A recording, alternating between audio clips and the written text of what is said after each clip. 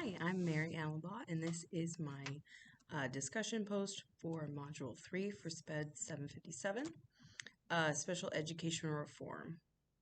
So the first question is, how does Congress define disability?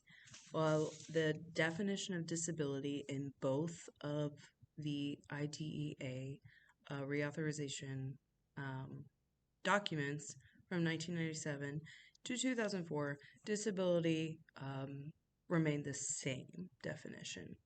It's a natural part of human experience and in no way diminishes the right of individuals to participate in or contribute to society.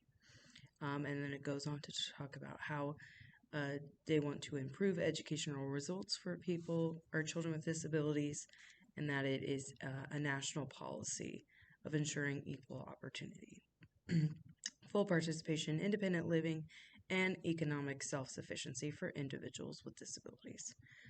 Number 2, it says, why does Congress decide IDEA was needed? The implementation of this can be found in the document for 2004 under Section 4. However, the implementation of this title has been impeded by low expectations and an insufficient focus on applying replicable research on proven methods of teaching and learning for children with disabilities.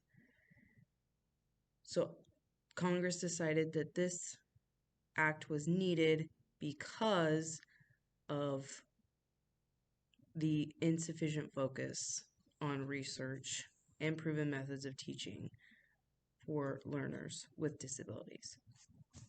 And the impact that IDEA has had since 1975, it's ensured that children with disabilities and the families of children have access to free, appropriate public education, and it's improving those educational results for the children with disabilities.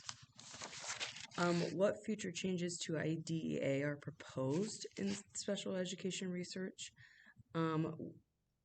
In the document for the 2004 IDEA reauthorization, under Section 10, it says, with changing demographics, recruitment efforts for special education personnel should focus on increasing the participation of minorities in the teaching profession in order to provide appropriate role models with sufficient knowledge to address the special education needs of these students. So a good future change would be to make sure that there are enough teachers who know how to work with students with disabilities. And that should be something that is put into, it should be important to Congress to have more teachers who are able to teach learners with disabilities. Number 5, what are the federal government, parents, schools, teachers responsible for? This can all be found in Section 6 through 9 on the 2004 reauthorization document. Parents and schools are given expanded opportunities to resolve their disagreements in positive, constructive ways. Teachers, schools, local education agencies, and states should be relieved of irrelevant and unnecessary paperwork burdens that do not lead to improved educational outcomes. I found that very interesting because there is a lot of paperwork that has to go with working with kids with disabilities, especially like IEPs or taking data for all of the things that you need to take data for. So I found that part very interesting in the law. I had no idea that part existed, so I thought that was kind of ironic. Number 6, how does Congress define and address the issue of disproportionality? Now, in the 2004 reauthorization, you can see that disproportionality was really hit hard in this one because the entire section of 11 through 13 all talked about minority individuals and how more minority children are being continued to be served, and the the present rate, or the rate from 1998 to 1999 school year of African American children being overrepresented.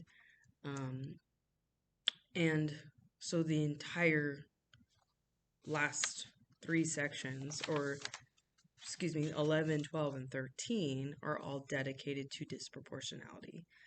And this was a big change between the 1997 and the 2004 IDEA. Was this more hitting hard on the disproportionality and changing it, as well as other things that were changed were, just small things. The 30 years of research as opposed to the 20 years of research that they had in 1997. They also, under Section 5, A, they were talking about having high expectations for children, and they kind of went into a more explanation on that, and how or why having high expectations would be helpful. And then so a big key change that changed from 1997 to 2004 was that disproportionality. And I think that was seen a lot in our readings from Module 2, especially with the ones that were talking about mental retardation in California, as well as the disproportionality that we see in our previous readings as well. And I think that we still have a long ways to go for IDEA and trying to make sure that we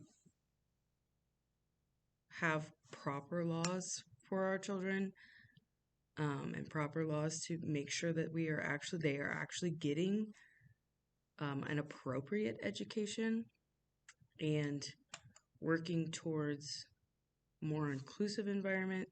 Because reading over these, it still seems like a lot of it is focused around the medical model, and this is something that definitely needs to change. But I'm not sure exactly how that's going to happen. So thank you for watching, and I look forward to speaking with you further.